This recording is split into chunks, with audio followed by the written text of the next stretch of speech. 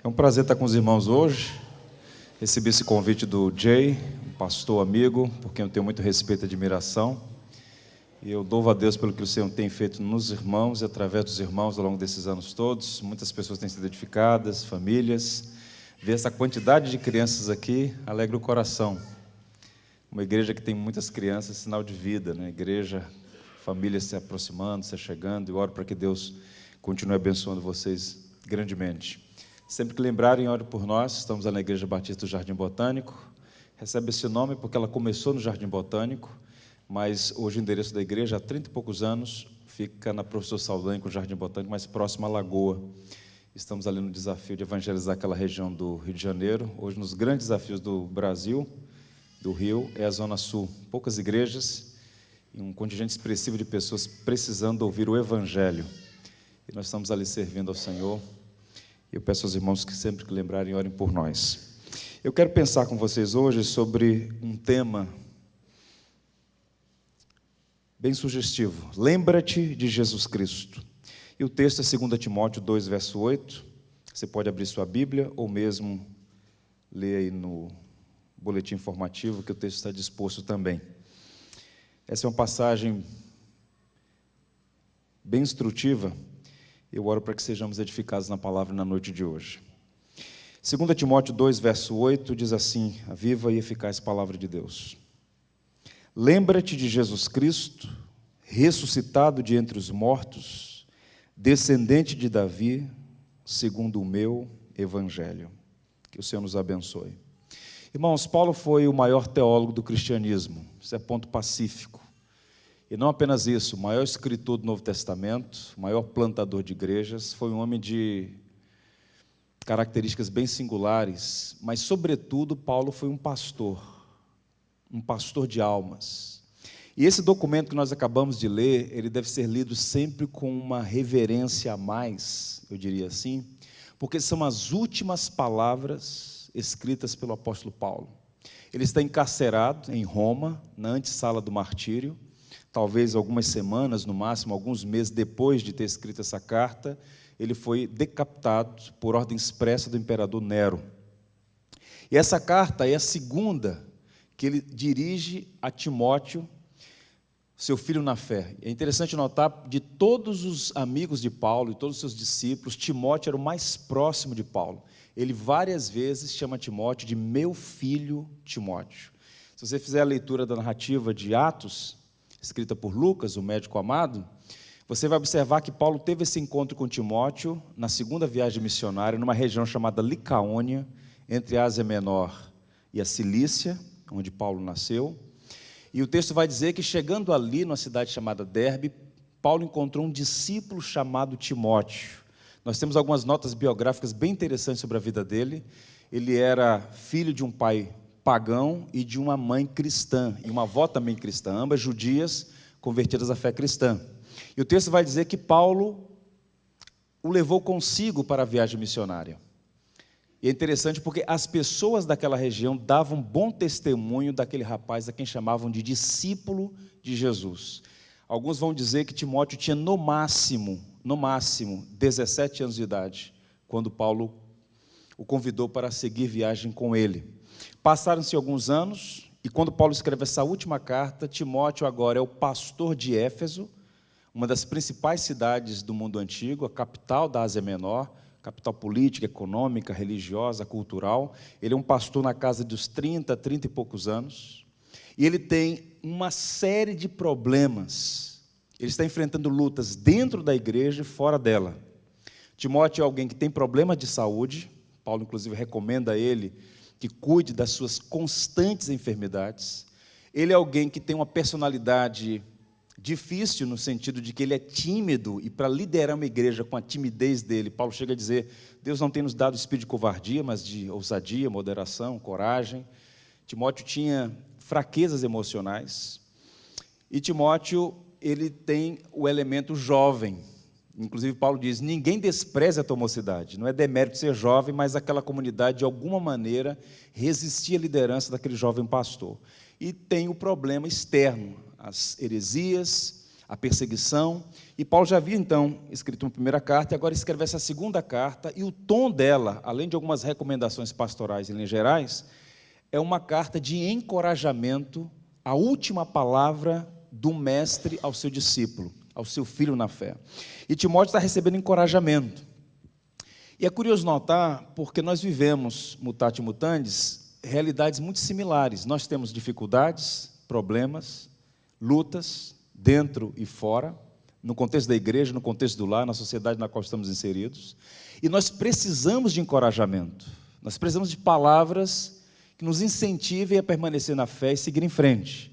Não obstante a isso, é muito comum, na atual conjuntura, diante dessa indústria da autoestima, da indústria das palavras, dos cursos motivacionais, as pessoas sugerirem que nós temos que olhar para dentro de nós, para as nossas potencialidades, para seguir em frente, e, por vezes, todo o discurso de motivação que a gente ouve fora e, lamentavelmente, dentro das comunidades cristãs, é um discurso antropocêntrico, humanista, centrado no homem. Observe que toda a linguagem de Paulo tem um tom evangélico, no sentido de que apela para o evangelho. Paulo diz para Timóteo: olha, você é o cara, você é bom, você é cabeça, não é cauda. Paulo não diz esse tipo de coisa para Timóteo.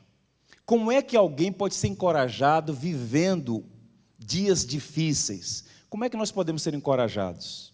E Paulo começa essa sessão inteira, que vai do verso 1 em seguida, é uma palavra de encorajamento, e observe como ele começa o verso 1, deixa a sua Bíblia aberta em 2 Timóteo, diz assim, vai ser projetado também para facilitar: tu, pois, filho meu, fortifica-te na graça que está em Cristo Jesus. Paulo está encarcerado, na antessala da morte, e ele encoraja aquele jovem pastor, dizendo: filho, fortifica-te na graça que está em Cristo Jesus. Paulo dá a fonte onde nós todos podemos encontrar real e eficaz encorajamento para toda e qualquer situação adversa. E quem está escrevendo isso é alguém que está preso, mas tem uma profunda convicção na soberania de Deus, na suficiência da sua graça, na sabedoria da providência, e por isso ele não desanima. E ele encoraja aquele jovem pastor dizendo: fortifica-te na graça que está em Cristo Jesus. A graça tem residência, a graça tem fonte, é a pessoa bendita de Jesus Cristo. Então Timóteo recebe esse grande encorajamento para seguir em frente na sua jornada. E em seguida, nessa sequência de encorajamentos, Paulo vai usar 3 metáforas bem curiosas. Eu não vou me deter nelas por conta do tempo, mas ele vai falar do soldado dedicado, do atleta disciplinado e do agricultor paciente. Timóteo, nenhum soldado se embaraça com os negócios dessa vida. Ou seja, se você está no fronte e o mundo não é um parque de diversões, nós estamos num campo de batalha, você precisa tomar cuidado para não se entreter com as coisas da vida civil. Você é um soldado, você é um militar no campo de batalha. E você precisa ser dedicado, porque você foi arregimentado para isso. Você não é um voluntário, você foi alguém vocacionado para essa obra. Foi Deus que a gente colocou aí em Éfeso. E essas pessoas, sob os teus cuidados, precisam ser pastoreadas. Por isso, fortifica-te na graça. Seja um soldado dedicado. Ele fala do atleta disciplinado, uma linguagem muito comum no mundo greco-romano, sobretudo no campo do atletismo. E Paulo vai dizer, olha, nenhum atleta será coroado se não disputar segundo as regras. Há regras. Há uma necessidade de disciplina, de firmeza. Você não pode ser inconstante, tenha disciplina.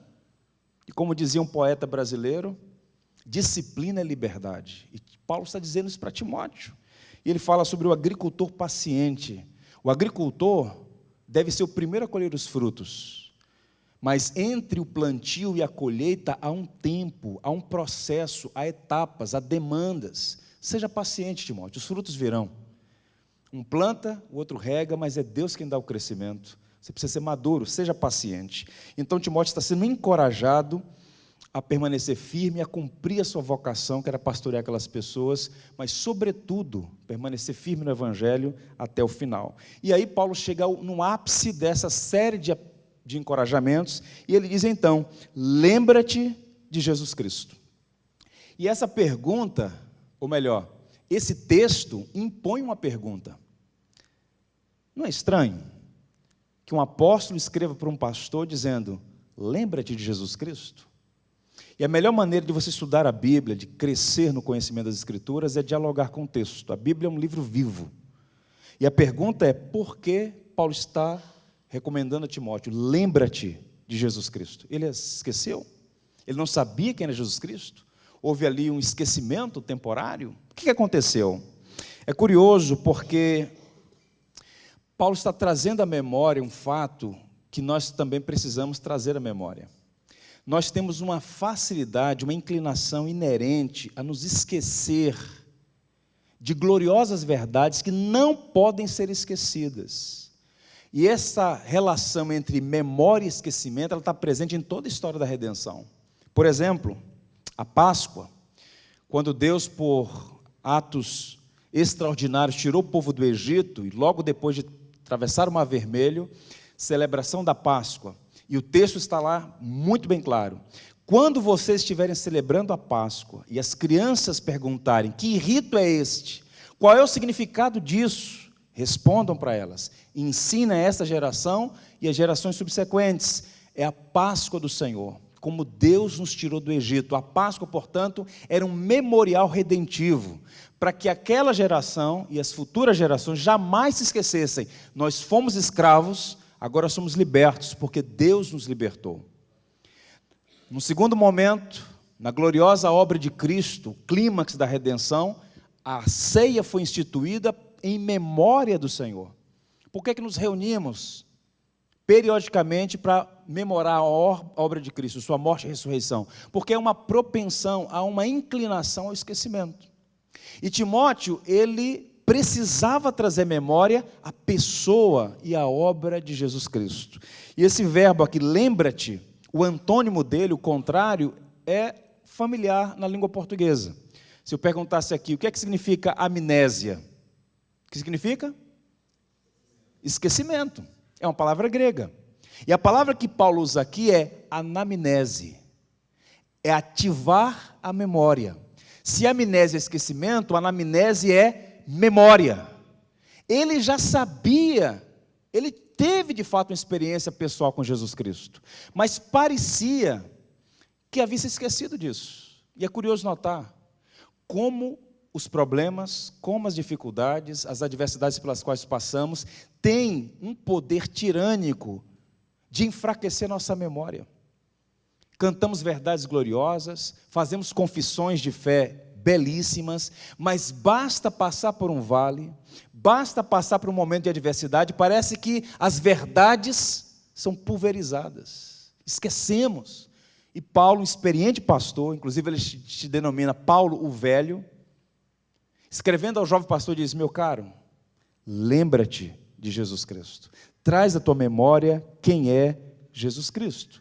E Paulo vai fazer duas afirmações em correlação a essa afirmação, que tem vários desdobramentos. Observe o que ele diz. Primeiro, lembra-te de Jesus Cristo ressuscitado dos mortos, de entre os mortos. E aqui Paulo toca numa questão fundamental para a nossa fé. Quem é Jesus Cristo? Ele é o crucificado e ressurreto. Isso é a síntese para nós. É o coração do Evangelho. E essa afirmação, lembra-te de Jesus Cristo ressuscitado de entre os mortos, pelo menos tem 3 desdobramentos aqui, 3 implicações diretas. Primeiro, ele morreu por nossos pecados. Ele, de fato, morreu por nossos pecados. Quando Paulo pede a Timóteo para trazer à memória o Cristo vivo, Cristo ressurreto, de imediato ele deveria fazer conexão com a morte de Cristo. A morte penal, vicária, substitutiva. Cristo morreu. E observe que o apóstolo Paulo, escrevendo aos Coríntios, ele apresenta o que na história da teologia é chamado de credo cristão, o coração da nossa fé. 1 Coríntios 15, versos 3 e 4. Antes de tudo, vos entreguei o que também recebi, que Cristo morreu pelos nossos pecados, segundo as Escrituras, e que foi sepultado e ressuscitou ao 3º dia, segundo as Escrituras. Que texto belíssimo. Veja a linguagem de Paulo. Irmãos, ele está se dirigindo à igreja em Corinto, nesse capítulo magno, capítulo 15. Irmãos, eu entreguei a vocês o que eu recebi. O que é que Paulo está dizendo? Eu não fiz adições nem subtrações. Eu entreguei o que eu recebi, e o que eu recebi é central. Cristo morreu por nossos pecados, segundo as Escrituras, e ressuscitou, segundo as Escrituras. Paulo fala, portanto, da obra de Cristo, conectada, morte e ressurreição. E Timóteo deveria pensar nisso. Esse é o grande encorajamento que alguém pode experimentar. Trazer à memória que a obra perfeita de Cristo foi consumada. Ele morreu por nossos pecados e Ele está vivo. Isso é interessante porque há mais de 200 anos, um missionário anglicano chamado Henry Martyn passou aqui pelo Brasil em direção à antiga Pérsia, hoje no Irã.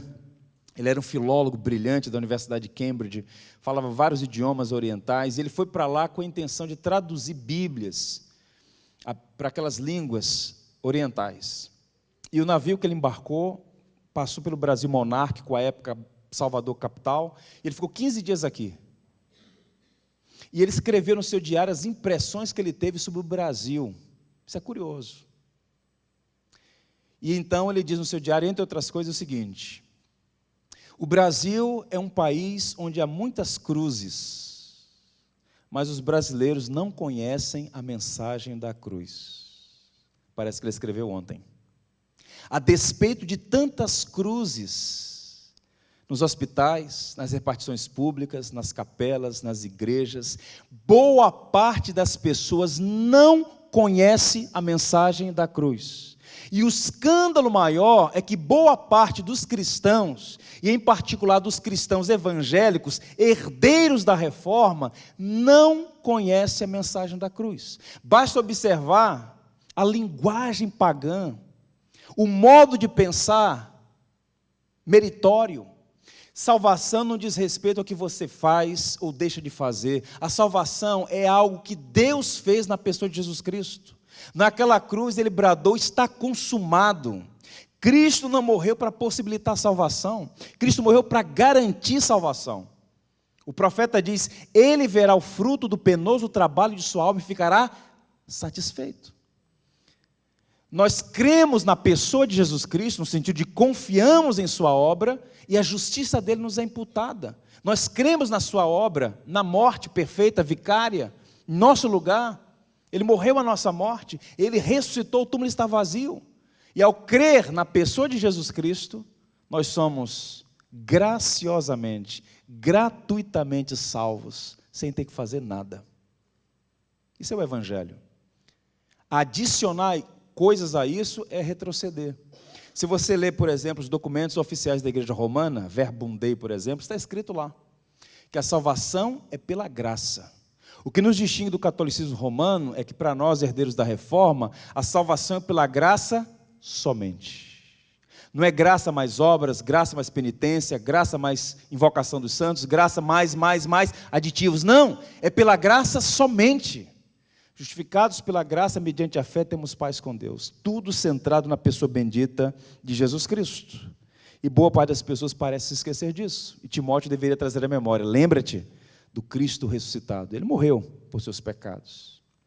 Quando Jesus Cristo estava sendo conduzido para o Calvário, naquela que historicamente foi chamada de Via Dolorosa, depois de ser maltratado naquela madrugada e, enfim, um corpo extremamente cansado, ele carregando o madeiro nas costas, ele tomba, ensanguentado nas ruas de Jerusalém, e um grupo de mulheres começa a chorar.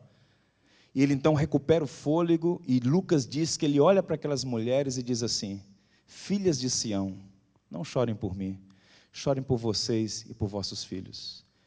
É lamentável reconhecer que ainda hoje há pessoas olhando para a obra de Cristo com pena. Na época da Páscoa, por exemplo, é comum assistir filmes como A Paixão de Cristo, e as pessoas ficam com pena.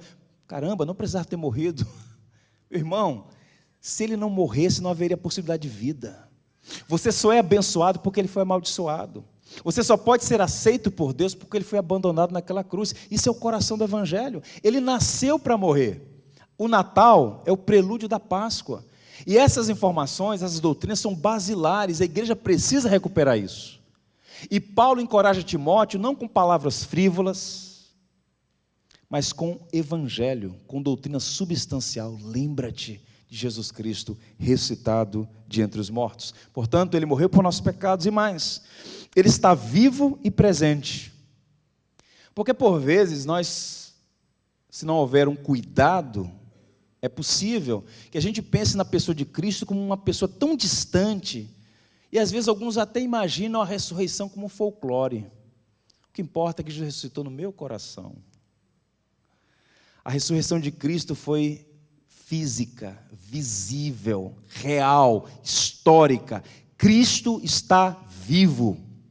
Ele foi visto por um grupo de mulheres, pelos apóstolos, por Tomé, que duvidou no primeiro momento, por Tiago, seu irmão, que depois se converteu e tornou-se uma coluna da igreja de Jerusalém. Paulo diz no capítulo 15 que ele foi visto de uma só vez por mais de 500 testemunhas. Jesus Cristo está vivo e presente na vida da igreja. Nós não podemos vê-lo nesse momento, mas de acordo com as Escrituras, ele está no meio da igreja. Se você fizer a leitura do livro de Apocalipse, ele é aquele que passeia no meio da igreja. Ele está vivo, meus irmãos. E Timóteo deveria trazer à memória, o mesmo Cristo vivo, que está comigo nessa cela em Roma, está contigo em Éfeso. Ele está conosco todos os dias, até a consumação dos séculos. O apóstolo, pregando a sua primeira mensagem, depois do Pentecostes, diz assim: vós o matastes, falando para a audiência judaica, crucificando por mãos de Nico, sim, vocês mataram o Senhor, o qual, porém, Deus ressuscitou, rompendo os grilhões da morte. O túmulo está vazio. Que maravilha, que notícia gloriosa. Hoje é domingo, gente. Hoje é domingo. Hoje pela manhã nós celebramos a ceia do Senhor, e é sempre um momento tão singular, tão memorável, quando nos reunimos para trazer à memória que aquele ser bendito e amado, que a si mesmo se ofereceu, que a si mesmo se humilhou até a morte e morte de cruz, que a despeito de nossa vileza, torpeza, a despeito dos nossos deméritos todos, nos amou até o fim, tão intensamente, foi capaz de suportar a humilhação da cruz, que foi capaz de ser amaldiçoado em nosso lugar, tudo por amor.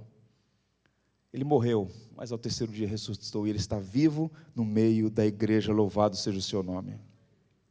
Um amigo meu viajou para o Haiti 3 meses depois daquela tragédia que aconteceu alguns anos atrás, aquele terremoto, centenas, milhares de pessoas morreram. Eles estavam num barracão da ONU, onde algumas pessoas estavam lá para receber a primeira refeição do dia, e era um grupo expressivo de gente. Ele disse que quando ele entrou naquele barracão, ele olhou e viu a face da desesperança, a tristeza, órfãos, viúvas, as pessoas sofridas diante daquela tragédia gigantesca. E ele falou: meu Deus, quanto sofrimento. E lá estavam esperando a refeição, o horário de servir a refeição. E de repente uma senhora se posta em pé e começa a cantar: porque ele vive, posso crer no amanhã. E todo mundo começou a cantar. E aquele ambiente que estava pesado pela tristeza, parece que raiou o sol da esperança. Cristo está vivo, Ele é o fundamento da nossa esperança. Paulo chega a dizer: se a nossa esperança se limita apenas a esta vida, somos os mais infelizes de todos os homens. A nossa vida, Moisés diz no Salmo 90, que ela pode ser comparada a um palmo. Tiago diz que é uma neblina que cedo passa. Estamos a um passo da eternidade. A gente pensa pouco nisso porque o nosso coração foi secularizado. Nós somos materialistas, nós só pensamos no que a gente toca, sente, nas coisas tangíveis e perceptíveis. Mas deixa eu lhe dizer uma coisa: você está caminhando para a eternidade, e um dia nossos olhos verão o Redentor, o Cristo ressurreto. E Timóteo deveria trazer à memória isso. Lembra-te de Jesus Cristo. João passou por uma experiência extraordinária na ilha de Patmos, aquela colônia penal romana. Está escrito no capítulo 1 a experiência que ele teve com Cristo ressurreto. Diz assim: quando o vi, caí a seus pés como morto. Porém ele pôs sobre mim a mão direita, dizendo: não temas, eu sou o primeiro e o último, e aquele que vive. Estive morto, mas eis que estou vivo pelos séculos dos séculos, e tenho as chaves da morte e do inferno. Que experiência extraordinária. Sentia-se abandonado, um proscrito, sentenciado, e o Cristo vivo aparece para ele. Ele cai como morto diante do resplendor, da refulgência, da glória de Cristo. E o Senhor, numa atitude de complacência, toca com a mão direita, não temas, João. Eu sou aquele que estive morto, mas estou vivo. E eu tenho as chaves da morte e do inferno. Quem está no comando não é Nero. Quem está no comando é o ressurreto Filho de Deus. Não é nisso que nós cremos? Não é essa doutrina abençoada, doutrina da providência? O Deus que criou, sustenta e dirige todas as coisas. E de fato quem está no comando é o Senhor. Eis que eu estou convosco todos os dias até a consumação dos séculos. Um terceiro desdobramento, Ele é Deus. Ele está vivo, está presente, e a ressurreição atesta a plena divindade de nosso Senhor. Lá no prólogo de João, está escrito: no princípio era o Verbo, e o Verbo estava com Deus, e o Verbo era Deus. Matastes o autor da vida, a quem Deus ressuscitou dentre os mortos, a quem somos testemunhas. Outra linguagem interessante no capítulo 3, quando Pedro vai dizer: matastes o autor da vida. Que mistério! A quem Deus ressuscitou dentre os mortos, do qual somos testemunhas. Isso é interessante porque há um paradoxo aqui. Como que alguém pode matar o autor da vida? A Bíblia está cheia de paradoxos, que não são contradições.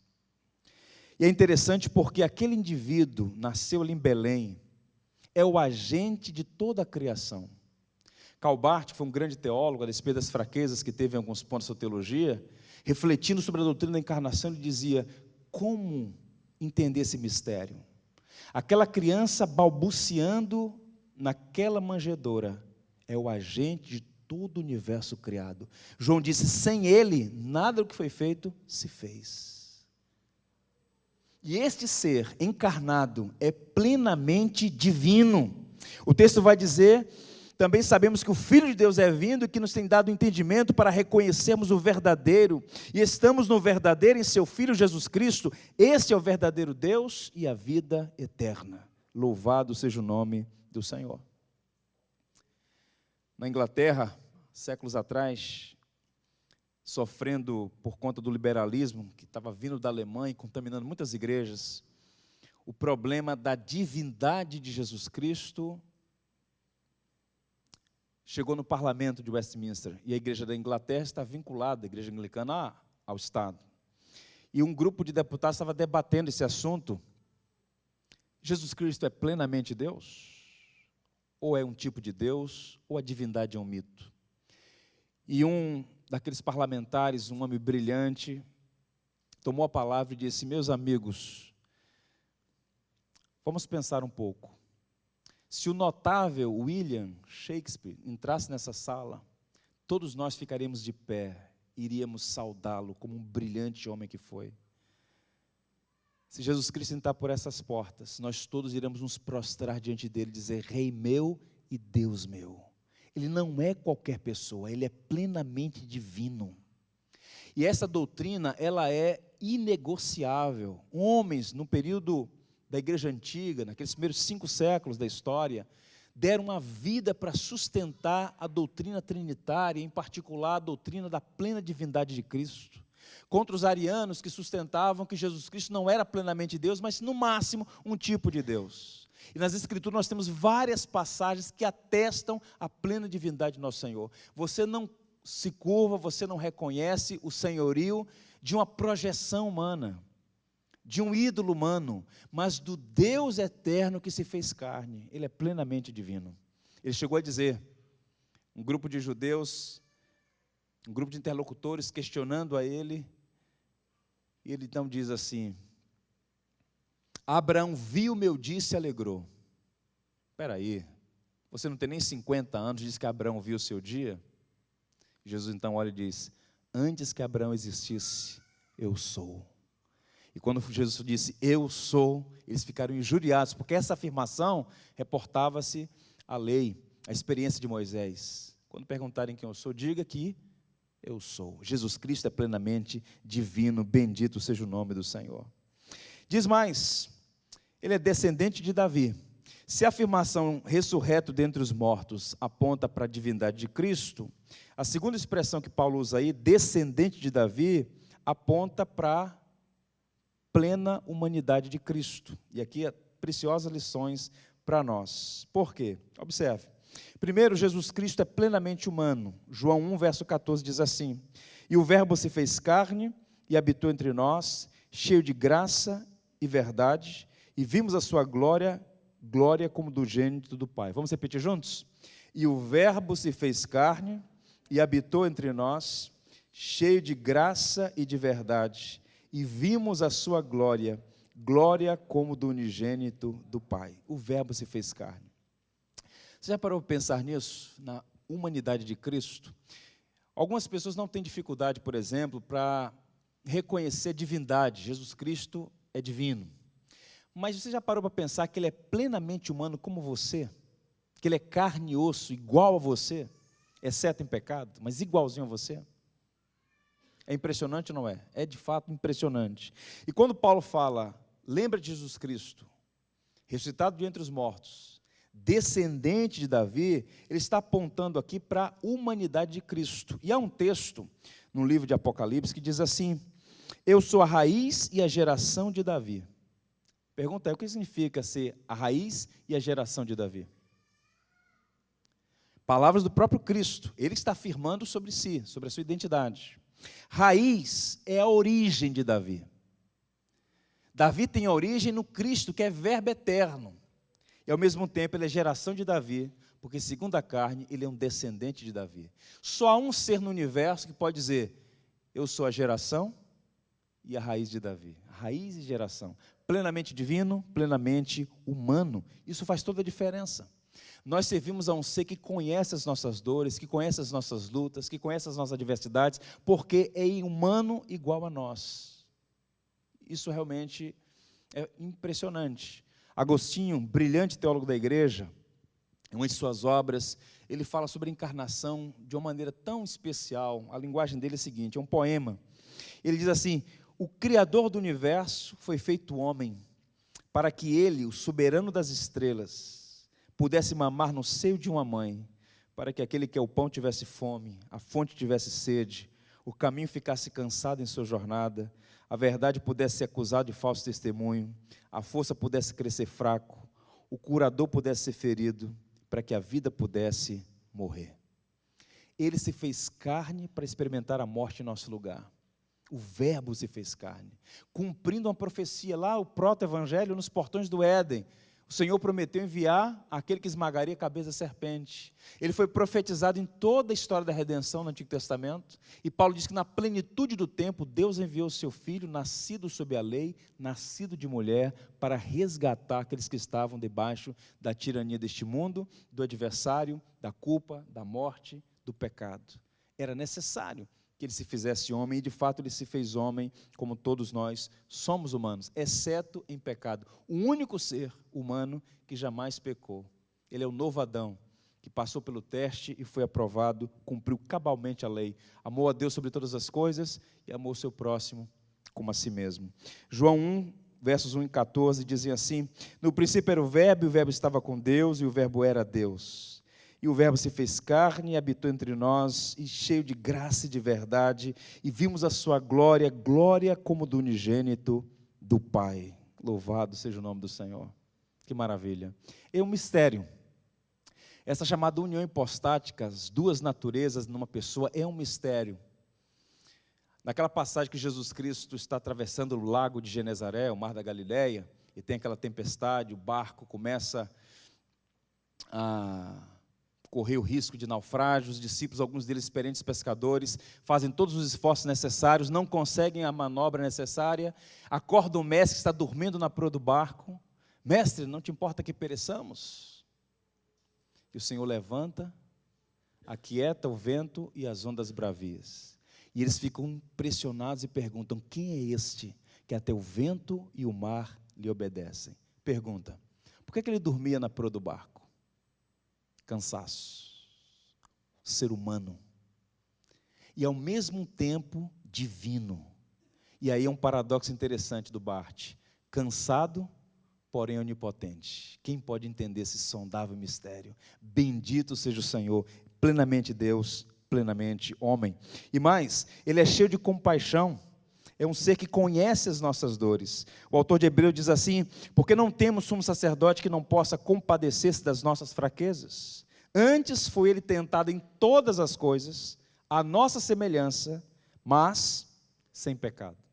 O autor de Hebreus escreve para encorajar também um grupo de cristãos, na sua maioria hebreus convertidos à fé, que estavam sendo tentados a abandonar o caminho, e ele vai dizer o seguinte: olha, o nosso sumo sacerdote não é um Deus distante, é um Deus que conhece as nossas dores, que conhece as nossas fraquezas. Pare e pense comigo. Se você já se sentiu traído, decepcionado, frustrado, angustiado, entristecido, abandonado, todas essas experiências nosso Senhor passou. De modo que quando levamos a Ele as nossas cargas, as nossas aflições, o Senhor está dizendo: eu sei o que você está passando. A única e fundamental diferença entre as nossas aflições e as aflições de Jesus Cristo é que em nada, em nenhum momento, Ele jamais pecou.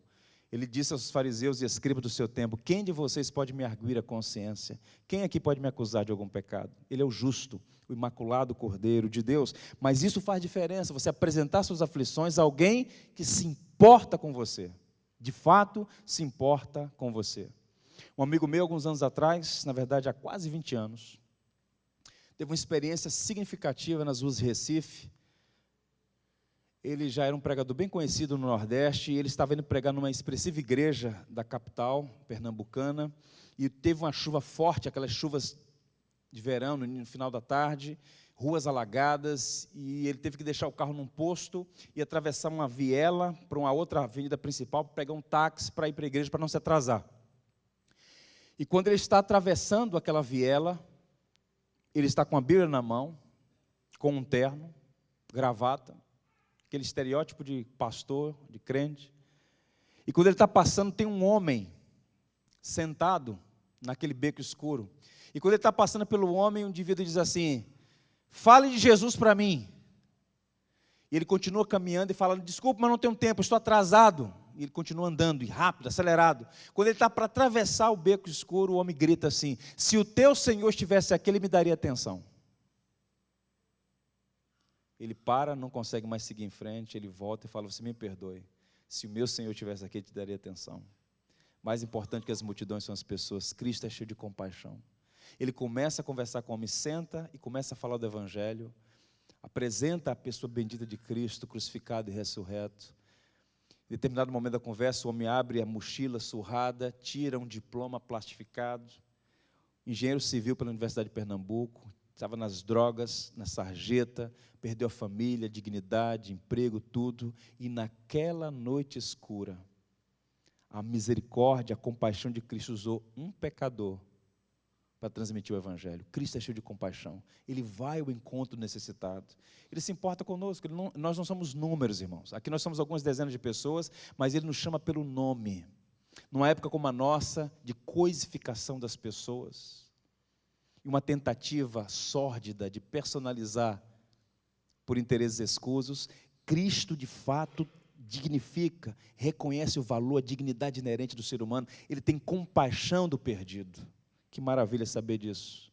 Quando Paulo foi preso em Jerusalém, acusado de ter profanado o templo, por ter levado para lá Tito, que era um grego, possivelmente, ele deve ter ficado muito triste, porque o texto vai dizer lá em Atos que os judeus gritavam querendo matá-lo, conspiraram contra a vida de Paulo.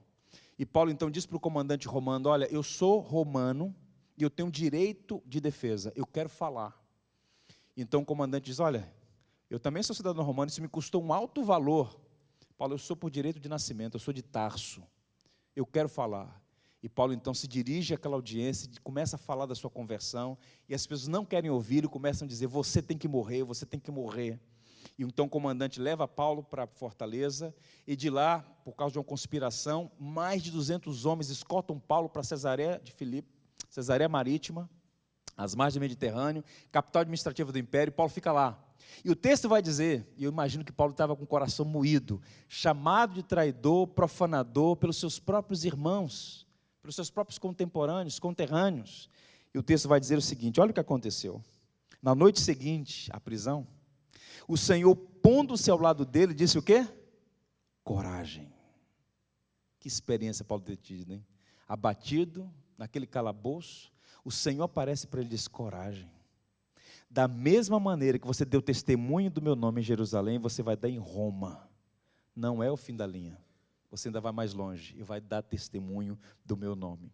Deixa eu dizer uma coisa para você, meu irmão. Eu conheço bem poucas pessoas hoje aqui, mas eu tenho certeza de que há 3 categorias de pessoas aqui. E eu falo isso sem medo de errar.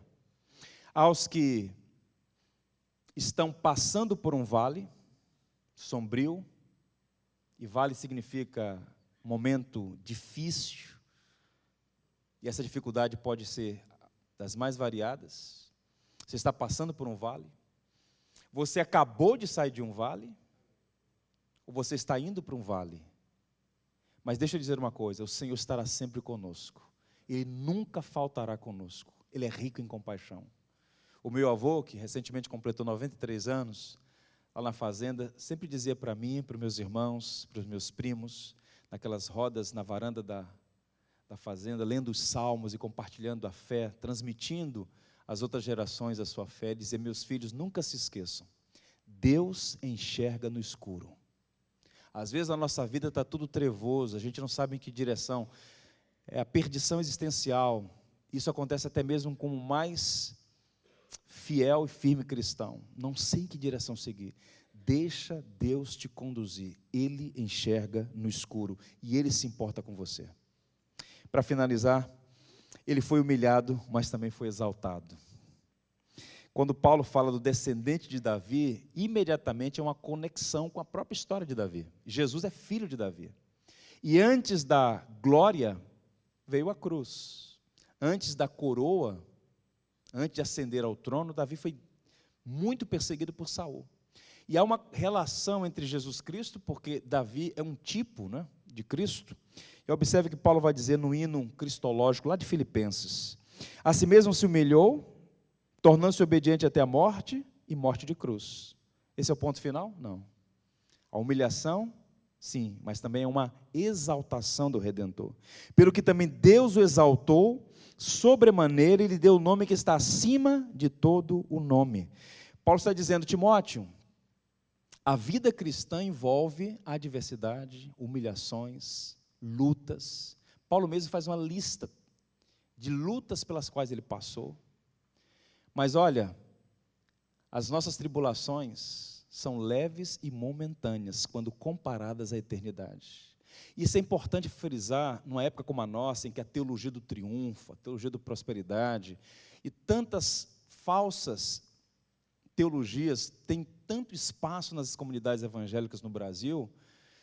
Muita gente pensa que aceitar a mensagem do Evangelho, reconhecer Jesus Cristo como Senhor de sua vida, é uma espécie de apólice contra problemas. Muito pelo contrário, no mundo tereis aflições. Mas deixa eu dizer uma coisa, os nossos problemas, comparados ao que está destinado a nós, não são absolutamente nada. A grande questão é que nós pensamos pouco na eternidade. Jonathan Edwards sempre orava: Deus, estampa a eternidade diante dos meus olhos.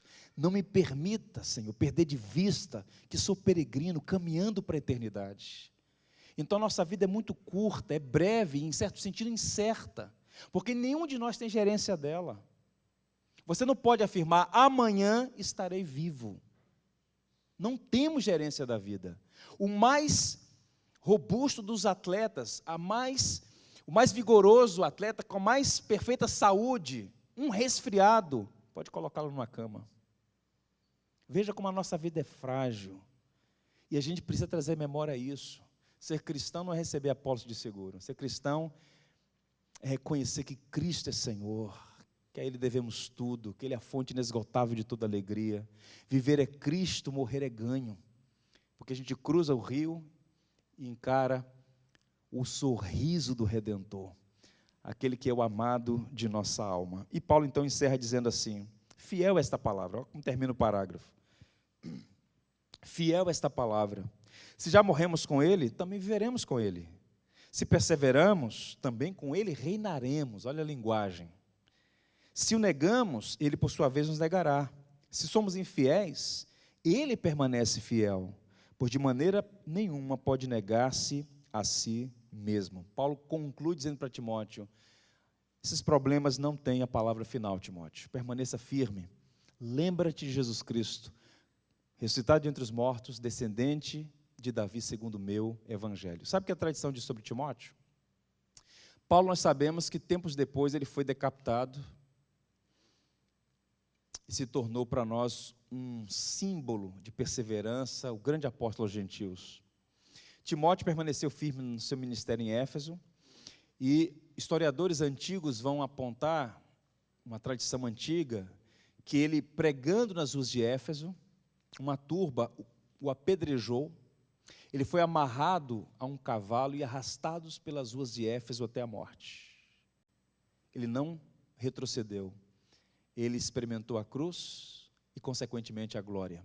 E a palavra Timóteo, uma conjunção de duas palavrinhas gregas, significa basicamente o seguinte: honrando a Deus. E ele honrou a Deus em vida e na morte, porque estava diante de si o glorioso evangelho, Cristo crucificado e ressurreto. Louvado seja o nome do Senhor. Amém, gente? Posso contar para vocês uma história? Já que nós estamos no meio da Copa do Mundo na Rússia, vou mostrar para vocês uma igreja. Essa é a Catedral de Cristo Salvador. É uma igreja belíssima, no coração de Moscou. Essa igreja, ela foi construída no período dos czares, né? Mas a história dessa igreja ela é muito interessante porque, lá no século XIX, quando Napoleão Bonaparte começou a tomar toda a Europa ocidental, invadir também a região, o leste europeu, ele invadiu a Rússia com 600 mil homens. Ele estava determinado a tomar para si o Império Russo. À época, quem era o czar era Alexandre I. Ele é vinculado à Igreja Ortodoxa. E o exército russo era menor, menos experiente. O de Napoleão era uma força bélica que já havia dominado e subjugado todas as forças que tinham resistido. E então Alexander I convocou a igreja para um dia de oração e jejum, porque só Deus poderia livrar a Rússia da tirania de Napoleão. E atribui-se ao inverno rigoroso da Rússia, a derrota de Napoleão, ele é humilhado e volta para a França. Tempos depois, ele vai de mal a pior. Ali foi uma espécie de derrocada, início de uma derrocada para ele.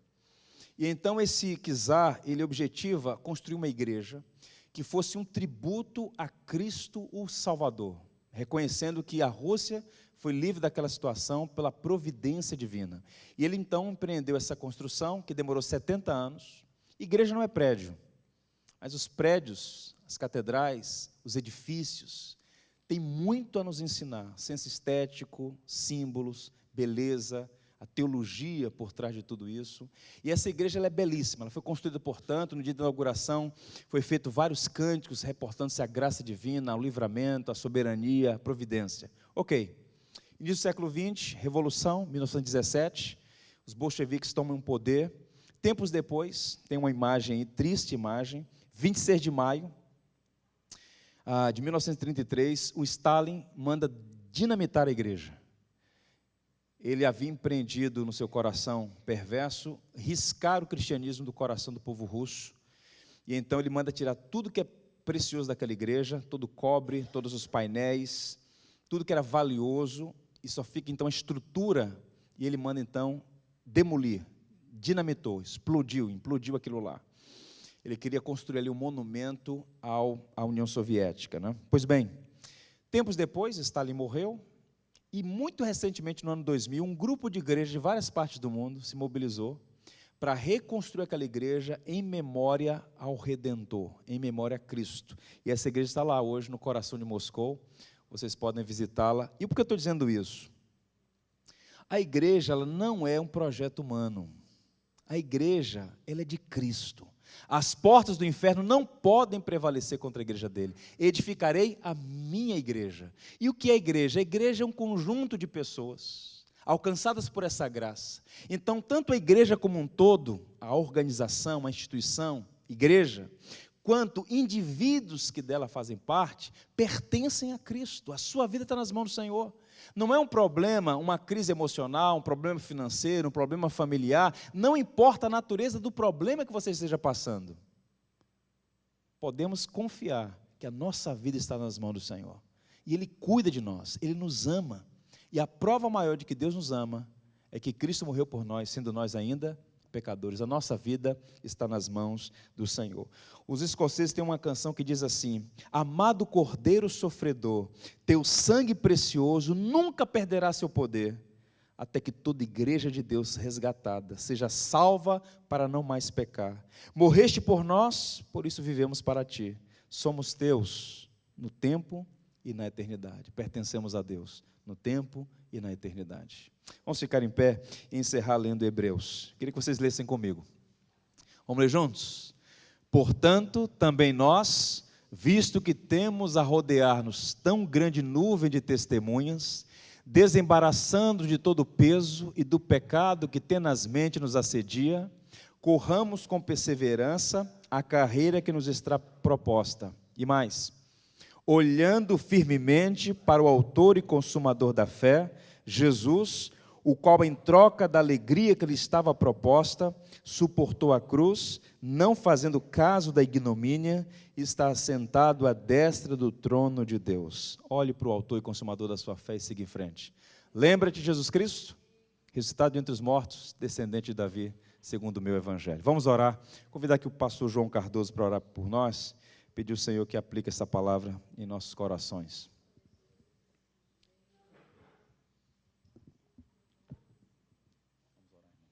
Amém. Senhor, o nosso coração está rendido aos teus pés por esta declaração de quem tu és. Tu és o Senhor, Rei ungido de Deus, Rei sobre todas as coisas. Reina sobre o nosso coração. Hoje queremos, Senhor amado, entregar uma vez mais a nossa vida a Ti, Senhor amado. Queremos um Senhor como Tu és, Senhor amado. Um Senhor todo-poderoso. Um Salvador, Senhor amado, que não está distante, que entregou e provou o Seu amor na cruz. Ó Senhor amado, a ponto, Senhor amado, de ter a cruz, na cruz, Senhor, a maior declaração de amor, ó Senhor, e a rocha suficientemente alta, Senhor, para hoje subirmos, independentemente do vale, do tipo de vale que estemos passando. Senhor, sempre te teremos a Ti, sempre Tu serás, Senhor, o nosso amado. E nós seremos a Tua noiva e Tu o noivo, Senhor. Que hoje Tu venhas, Senhor, a edificar o nosso coração em Ti. Ó Senhor, vem nos chamar, vem nos pastorear, Senhor, com o Teu cajado, com a Tua vara. Vem governar sobre nós. Aqui está a Tua igreja, edifica a Tua igreja em Ti. Glorifica-te nesta noite, em nome de Jesus. Amém, Senhor. Amém, amém.